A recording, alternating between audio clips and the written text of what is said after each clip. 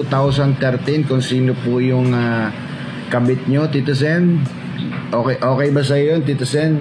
Anong ganap sa mundo ng showbiz? Naglabas muli ng maanghang na pahayag si Anjo Iliana sa kanyang social media video kung saan muling binatikos ang dating kasamahan sa Itbulaga, si Tito Sotto.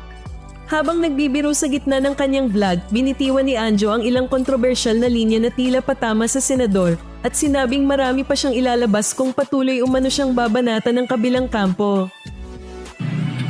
Yes, good morning at ano pa yung buko?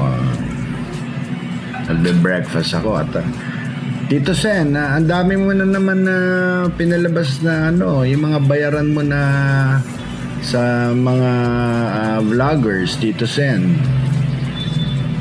Gusto mo talaga ng Tito Sen, gusto mo talagang laglagan?